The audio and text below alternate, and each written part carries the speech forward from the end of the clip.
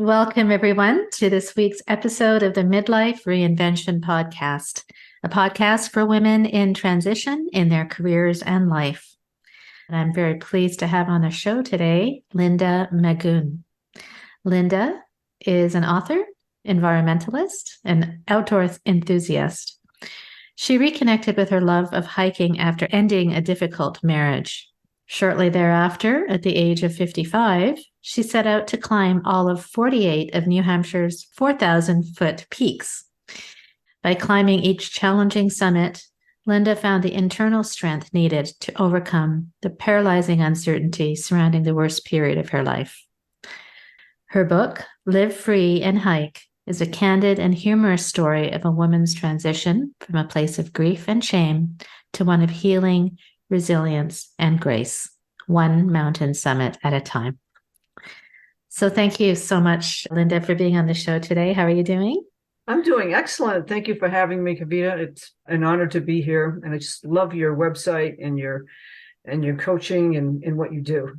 Oh, thank you. That's very kind of you. I appreciate it. And I appreciate your time for being on the show and sharing your story. It's always one of the reasons I started this podcast is to learn from each other's stories. And we do that every week. And I'm excited to get into your story and how the things that you've gone through in your life. So on that note, Linda, I mentioned it a little bit in the introduction, but if you could please share with our audience. I mentioned you had a fairly toxic marriage and what ensued after. So if you could share what happened and as much as you'd like to share, and as well, how was that kind of a catalyst for your transformation? Sure. So I think this will be the geriatric episode because I'm a little bit older than probably you or the rest of your listeners. But I just want to emphasize that it's never too late to start over or to reinvent yourself. But to learn more about how I am here now, I'm just going to take a step back and just explain a little bit what my marriage was like for many years. Mm-hmm. And in the bio, it says that it's toxic. Some would call it abusive. When I was married, I just didn't use the term abusive because my husband was never physical with me in terms of physical violence. He didn't throw things at me. He didn't punch me. He didn't kick me. And for many years, I didn't think that I was a victim of abuse. What he was he was very jealous, very insecure, very controlling, and would be prone to anger, and I wouldn't know what I would have done to set him off. So I describe it as walking on eggshells, and that's what I did for almost 25 years. Wow. I didn't tell anybody about this, not a soul. I just sort of worked my way around it. People asked me later, well, why didn't you leave? And the answer to that, I think, is very complex. And it's different for each person. But the reason why I didn't leave was because I thought getting a divorce would be considered a failure in my parents' eyes. I took wedding vows in a church, and it was till death do you part. Yes. And I remember my grandmother saying, you made your bed, now you lie in it. And so I did not want to leave. I considered it takes the average woman in a domestic violence situation about 7 times before she finally leaves for good. And I had considered it earlier in my marriage. I went and got the divorce papers from the court office, and I came back home with them. And when I started to read through them, it was just so overwhelming. It was just easier to stay sometimes. Sometimes it's just easier to go along and get along than it is to try to do something different. And making a huge change is scary. How am I going to make it on my own? Where am I going to live? How is this going to work financially? How am I going to start over? So a lot of those things kept me paralyzed. Like I said, I wasn't physically abused. So I in my mind, I was in an unhealthy relationship, but it wasn't that bad. So fast forward many years, I was in my mid 50s, early 50s, when everyone has their tipping point, right? And so my tipping point came in the middle of the night when I made the mistake of asking for something, wanting something, and my then husband went into this swearing, yelling, screaming rant in the middle of the night. And that's when I knew that even I didn't deserve to be treated like this. It was like, this isn't something that I did. This wasn't Right. my fault. And so it was at that point when I said, you know what, I'm done. I'm going to file for divorce. And Mm-hmm. I engaged for the first time ever. I told somebody, a professional, a therapist, what was happening. And she started to ask all the right questions as to whether I was safe in the home, whether there were guns in the house, that type of thing, because she was concerned for my personal safety. With her help, I did file for divorce and I moved out. And that's when I discovered or rediscovered my love for hiking, because it was Mm-hmm. something I could finally do. It was like Independence Day. It was like my July 4th. In my marriage, I couldn't ask for anything. It was a huge lift to go out with a few girlfriends. I had to had to kind of wait for the right time. Is he in a good mood? And now that I was on my own, I could go out, I could make new friends, I could try new things. It was the most liberating experience. And part of those new experiences was rediscovering my love for hiking and for the outdoors. Mm-hmm. Wow. Thanks for sharing that. Yeah, Yeah. firstly, I'm sorry you went through this in your life, and it takes a lot of courage to share what you just shared. And when you were talking about how you were walking on eggshells and you didn't tell anyone, and I imagine that someone listening who may be in that same situation would hear you and say that it actually was not your fault, and the fact that you were able to finally realize that it was not your fault, that takes a lot of courage. So that's wonderful that you're able to do that, and thank goodness you sought the help right when you did. Right. So yeah, so that's a great story of you finding your kind of Fourth of July, right, Right. with the hiking again. And I just want to go back to that actual point when you decided to leave. How did you have the courage? Because that's one of the things that we talk about a lot is obstacles we have in our way. You had many, of course, but what was it that really gave you the courage to cope and then to move on despite all these things that you were going Right. through? Yeah, I think it was engaging with a therapist shortly thereafter. Mm-hmm. And once I told her that I wanted to file for divorce, I'm sure you teach this in your coaching classes, is that all it takes is that one small step, right? Mm-hmm. I didn't have it figured out. I didn't know where I was going to live. I didn't know how I was going to tell them. I didn't know who I was going to have for an attorney. Mm-hmm. But once I took that teeny tiny small step and made that decision, then it was like a snowball rolling downhill. It just one thing just kept happening. It did take a couple of interviews before I found the right attorney that understood my situation, because not all do. Mm-hmm. One attorney looked at me like I had three heads when I was telling her my story, and that's not somebody you want to retain. You find Yeah, the yes. find Yes. the right person to represent you and represent your needs. Yeah, Mm-hmm. and had none of this figured out, but I'm not sure if I found the courage or overcame the fear. Right? Mm-hmm. You don't overcome fear and then take action. Mm-hmm. By taking action, we overcome fear. Mm-hmm. And so it was Yeah. just, like I said, I didn't have it figured out. I just knew I had had enough, and started Mm-hmm. looking at some various websites that were that I could relate to, that had to do with women who had been abused. Mm-hmm. And Yeah. yeah, and looking for some online support. Yes. Yeah. Yes. That's so true because that's support is very necessary when you need to find your tribe. You need to find people who encourage you, and also I totally agree with that. And yes, courage. I mean, I just had a workshop on it, and it really is. Sometimes it sounds like easier said than done. But when you do take that first step, in this case, stepping out the door, right? That fuels something inside of you. And it just, you say, oh, well, I did this. I can do this. I took one little step, so I can take another. And then and you're right. You don't have to have it all figured out. Right. Right. No, Right? and eventually I found a place to live. I filed for divorce, and I just did it. Yeah. I think at the time I didn't know that it was important to figure out the what. I didn't have to figure out the how. Those pieces would fall into place. And that's true with any goal you have, right? You have something, it's important to figure out the what, and the how will come later. The how will follow. Right. Yeah, you don't have to have it all Otherwise you'll be paralyzed. Yeah, I think that's true, because it becomes very overwhelming if you think about all the steps that you need to take in front of you versus just having an understanding of what it is you want to get to and then just working towards that. So did you want to describe what happened after that, or?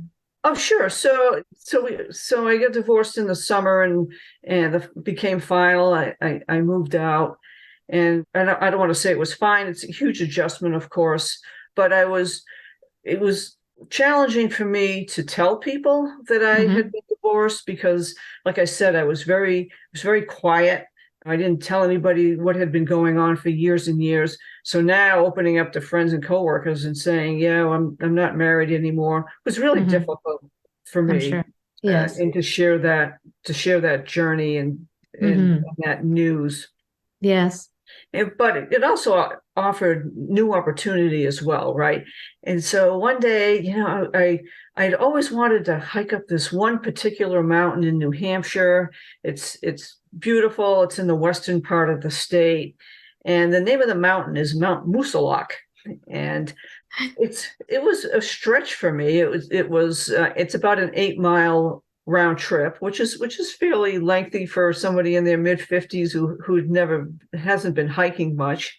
But I didn't have any reason not to now. I didn't have anybody that would get angry if I told them what to do, or that I wanted to do this, or sometimes he would give me the silent treatment and just not talk to me for 2 or 3 days. And that was his way of, I don't know if it was manipulation or what you call it, but I didn't have to put up with that anymore. And so I went out and I set out and I hiked it, and I just felt incredible. I had accomplished something I had always wanted to do. It felt good to get some exercise and some fresh air. I wasn't quite Julie Andrews singing from the top of the hill, but I don't know if I can sing or not, but it was very close. It was a very almost spiritual experience, because so much of that mountain is above tree line. You can just see for miles. And there's something magical about being above tree line when you're kind of looking down on everything else. And you're looking across the landscape for miles and miles. And that really spurred me to do more hiking. So I set this goal to hike all of the 48 4,000-foot mountains and higher in New Hampshire. Wow. And accomplishing this is kind of a thing. It's like hiking the Appalachian Trail or the Pacific Crest Trail or anything like that. So you hike this list, and as a reward for all of this effort, you get a tiny little certificate and a tiny little patch from the 4,000 footer club. So I wanted a tiny certificate, and I wanted a tiny patch. And shortly after I hiked that mountain, it's like, well, one down, 47 to go. So I decided to keep going because I enjoyed it so much. Yeah. That's amazing. Yeah. That's really great. That's awesome. What a great story. When you were talking about that being like a spiritual experience, like I often, when I'm speaking with my clients, and they're trying to figure out what to do next in their life, right? And often they have forgotten some of these buried passions that they've had as maybe even as a child, and when they realize that that's something that they want to pursue again, it just opens up such a, I guess, passion in their souls, right? And that's kind of what it seemed like as you described it, above the tree line and that experience. And so, I guess, would you encourage people in later life to pursue their passions? And what did it do for you? Like, Right. So for me, I had always liked the outdoors, and I have an outdoor career where I hmm work, where at that time I was outdoors quite a bit. So I knew what I wanted. It hmm was easy for me to pick that up. But I also tried other things as well, and just because I could. And there wasn't Yes. anything stopping me from saying no. I didn't have to, I would weigh, it's like, do I really want to do this particular activity? And if I did, then I would suffer the consequences.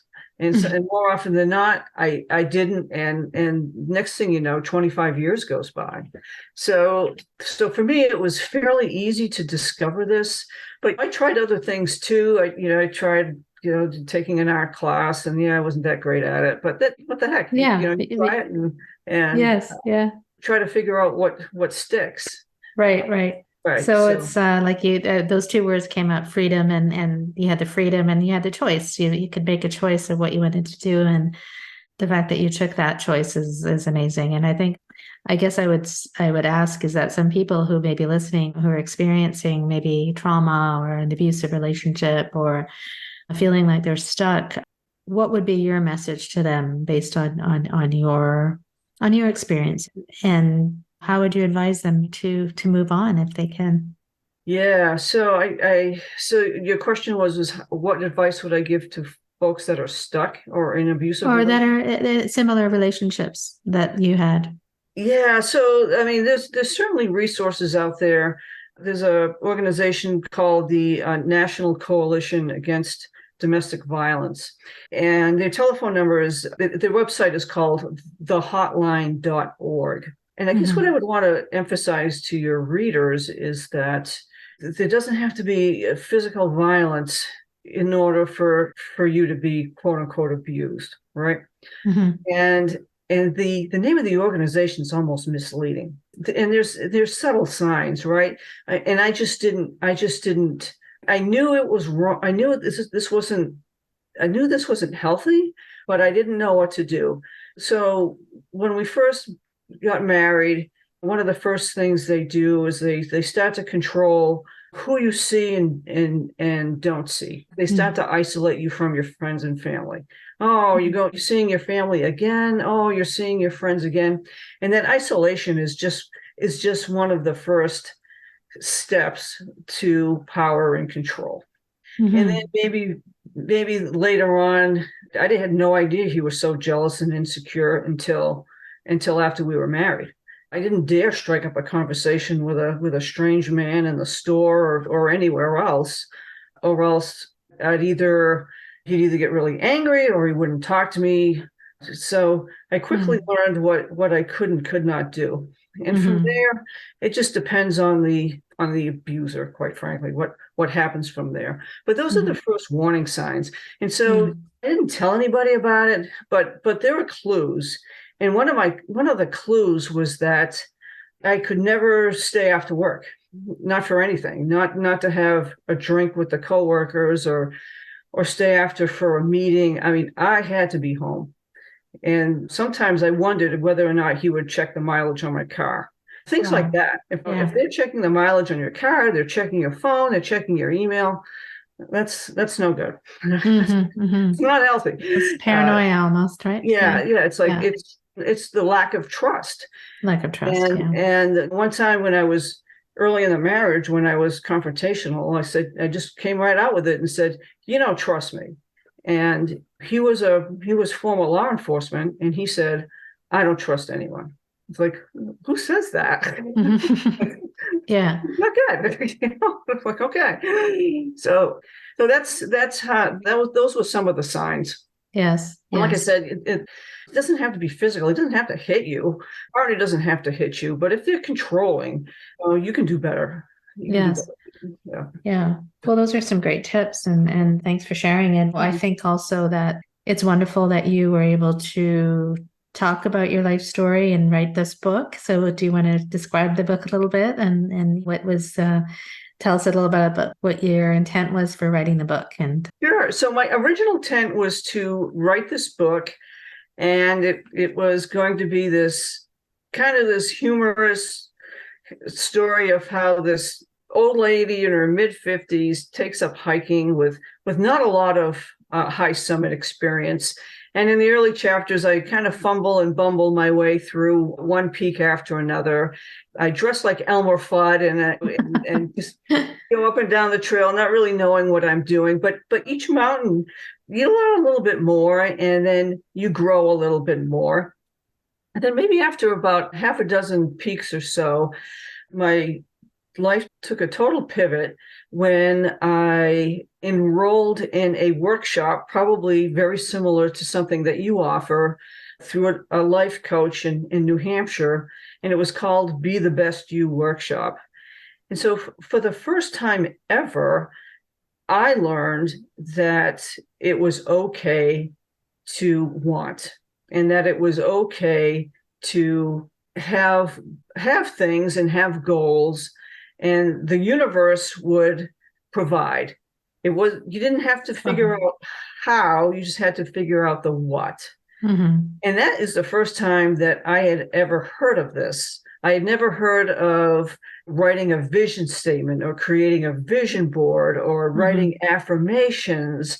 This was all for me, who couldn't even ask my husband to take the dog out without getting a vulgar swearing tirade. This was just jaw-dropping a revelation, like a light from the universe. It was just like, it was almost, I just couldn't believe that this stuff existed.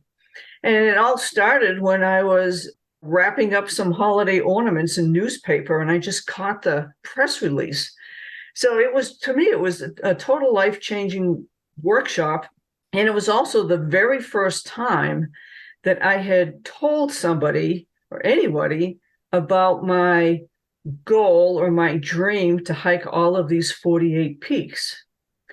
So on the first day of class, our life coach had us write down our dream on a piece of paper, and we had to tape it to the bulletin board at the front of the class, where we got to see ours and everyone else's. So talk about vulnerability, right? Wow, yeah. Yeah. So you stated, you better do it. So that was life-changing, because I communicated it for the first time, but I think even more importantly, it was now on paper and it was in writing. And so I don't know how much emphasis you put on putting things down on paper or putting them where you can see them. But for me personally, that just has like magical powers. It doesn't matter if you're climbing 48 peaks or you want to vacuum your house or go for a walk. If you write it down, it just, for me, it just seems to happen. And so that's what I did. I took this class. It was started in January, right? The new year, new you type thing. Yeah. And so in order to show my classmates that I was making progress with this goal, I kept hiking through the winter, which was a little scary and courageous in its own right, because now the consequences are a little more harsh if you make a mistake, right? It's much colder out. Daylight is in far shorter supply. There's fewer people out there that can help you if you get into trouble. And I did the majority of these hikes I did alone, just because it just suited me to do that. I just preferred to do it. But in winter, it's a little more dangerous. It's a little, your pack is a little bit heavier with extra clothes and extra gear. But I just kept hiking and just kept checking them off the list. Yeah. That's wonderful. And I think that's fantastic that you did that. And yes, in answer to your question, I do encourage, it's almost a necessity that when you're creating goals or you're creating visions for yourself, you must write it down. You must journal it. You must write down what you really want. Think about it, but just also let it not be free flowing almost. It's just like journal what you envision. And I have a thing also called the inner mentor. So that's you 20 years from now. It's, we have outer mentors that we look up to, but what about having yourself 20 or 30 years from now as a mentor? And then when you can visualize her in detail, when you ask her, how did we get here? And that really, really motivates you to move forward. So these are, I guess these are the coaching tricks that we use to, Oh, there you go. There you go. yeah, Yeah, that's a great idea. yeah. Right. So that's Or I heard that if you want something, you should feel like what is it like to feel like you already have it? What what does I that feel have. like in your Yeah. body? Whether it's a new car or a new Yes. house, you can smell the inside of the new car and Yes, visualize what the exactly. color is, and Yes. how does it feel when you already have it? So Yeah. yeah, yeah. Just get into the emotions and not just the visual. It's not, it's like you said, the smell, the taste, like how does it feel and what does it bring up for you? And can you bring that feeling into today? So that's really much about present moment awareness. But we're getting into the Yeah, we're getting the woo stuff. Yeah. But it works. so that's great. So that kind of led you onto your writing the book, which is fantastic. So I know that we talked last time a little bit when we first met about the goals and how important that is. But also, what about self-care and self-love? If you want to maybe speak to that a bit about, because for so many years you didn't have that ability to be yourself, or you needed permission had to ask permission all the time. Now you have this ability, like as I said, it's my program, it's my time now. So it was your time now to do what you wanted to do. So maybe you can talk to a little bit about that, about self-care, self-love, what that means for you. Sure. So I think the idea of just carving time out of your schedule, taking a day off from work, or taking time out for yourself and going hiking, or doesn't even have to be hiking, playing golf, or going for a walk. It doesn't even have to be a whole day, a whole hour. I think that was just sort of an expression of that. And I think the physicality of just go for a walk. It had so much mental health benefits and physical benefits too. And I think it all, when you go out and get a little bit of exercise, it doesn't have to be an entire day. I think it just helps so much with a good night's sleep. And you can't hit the ground running and start your day and get your list going, or get the kids out of the house really without good sleep hygiene and getting a good night's sleep. And that was one of the early things that I had worked on, because I wasn't sleeping well after my divorce, because there's a lot of things still rattling around in your head that I needed to work on. One of the conversations I had with my therapist shortly after I had engaged with her was I really I wanted to justify in my mind leaving. And to that end, I asked her, was I abused? And she looked at me and she said, well, we can explore that. Would you want the same relationship you had for your family or for your friends? Would you want that same relationship for them? And that was all I needed. And never really explored that because obviously I didn't want that. Yes. So to get back to your question about self-care, I think it started with sleeping well. It starts with eating well, staying away from the drive-through and eating processed foods and things like that. That's self-care, getting exercise, getting a good night's sleep, taking time out for yourself, whether you like to journal or meditate or do yoga, or I was into, and it still am, is I just like to do coloring sometimes. I just like, just that's great. Anything that keeps the monkey chatter out of your head. Yes. So yeah.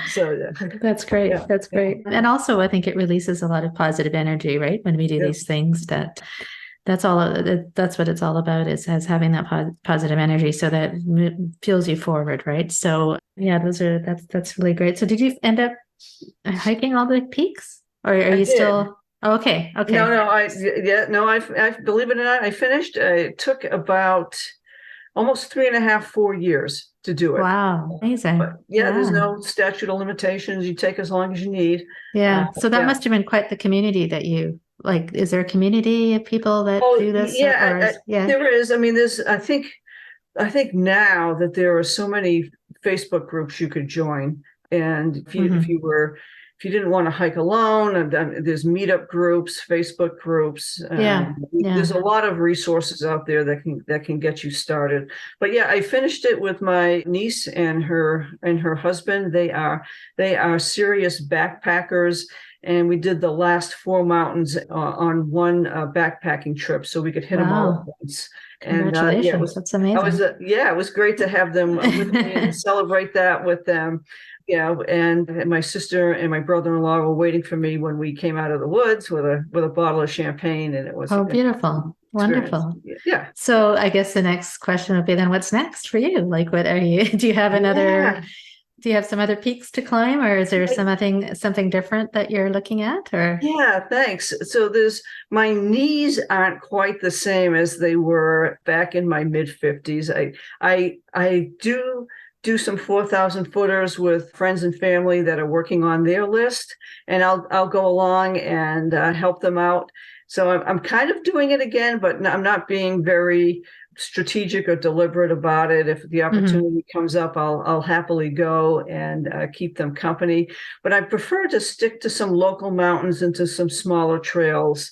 There's some other places nearby that I'd like to explore rather than go back up to the White Mountains. So yeah. I'm still hiking. I'm still active. I still love it. Oh, wonderful. That's fun. Such a great story. So I guess I could just end off by maybe asking kind of how has your life experience really transformed you, and any last comments you would make on the fact that you went through this abusive relationship and you came out of it, and what is, I guess it's a lessons learned, or what would be the main lesson or the main message you'd want to impart? Yeah, so I think the one of the main lessons is it took me a long time to figure out that it was in my best interest to leave. So I would encourage your listeners that it's never too late to start over. I started over in my mid 50s, and I've never regretted it and never looked back. Action is rewarded. Just take one small step. If you're not ready to, it's like, oh, I can't divorce my husband. I can't, or my relationship. I can't leave. I can't. Then I would just encourage your listeners to say, well, what can you do? Well, maybe you can just talk to an attorney. Maybe you can talk to a counselor. Maybe you can engage with a therapist or with a life coach like yourself. And just think about, just kind of reframe it as to what can you do today? Which can you do? Yes. Yeah. Well, what small thing can you do? Yes. And that kind of resets your thinking. Instead of can't, it's what can you focus on? Exactly. It's the positive aspects of it, and that's so true, because we're limited by our own thoughts. Right. So if we open up our minds to what we can do versus restricting ourselves to what we can't do, then really these obstacles, although they may seem huge and in front of you, as you said, go chipping away at it one step at a time, and then you'll see the light coming up in front of you. Yeah, right? Absolutely. And it's amazing how once that thinking is reframed, the pieces will fall into place when they need to be. Yeah, absolutely. Yeah. Well, what's wonderful, I really appreciate you sharing your amazing story, and the fact that you said you're an old woman, but you're not. So like at 55, you're not old at all. So it's like, I love that. It's never too late to start over. So I can't wait to see what's ahead for you. And is there maybe another book in your future? Or? I think so. Yeah. I think I'd like something a little bit humor. There's some humor in this too. The title is called Live Free and Hike, Finding Grace on 48 Summits. And the Live Free and Hike is a nod to the New Hampshire state motto, which is live free or die. And so there's a lot of that thing going on in New Hampshire. So it was live free and hike, finding grace on 48 summits. And the grace is how I was able to cope with my husband's behavior, which turned very dark and very criminal in the middle of the book. Yeah. Yes. Yes. Well, yeah, thanks for sharing that. And we will have the links for the book and on the show notes so people can read further about that, because I know there were some things that happened afterwards which were very shocking as well. So yeah, I don't think we have time to go into it today, but yeah. So that wasn't the end of the story by far. Yes. Well, I mean, if you'd like to, you can share it. But if we have a few minutes, or did you want to just have people? Sure. Yeah, sure. So I don't want to be coy about it. So I'll just be upfront. Less than a year after my divorce, and I I think I've been hiking for about the same amount of time, and I couldn't have been in a better place. I was on top of the world. I was never happier. And then one day I woke up and he was on the news, and he had been arrested for child molestation. And so for the next 3 years, I dealt with three trials, multiple victims, and that's a whole nother process, a whole nother talk about coping and self-care and self-compassion. Needing to heal. Yes. That was by far the worst thing that I had ever been through. And I don't consider myself a victim, because you certainly had victims that were far more traumatized than I was.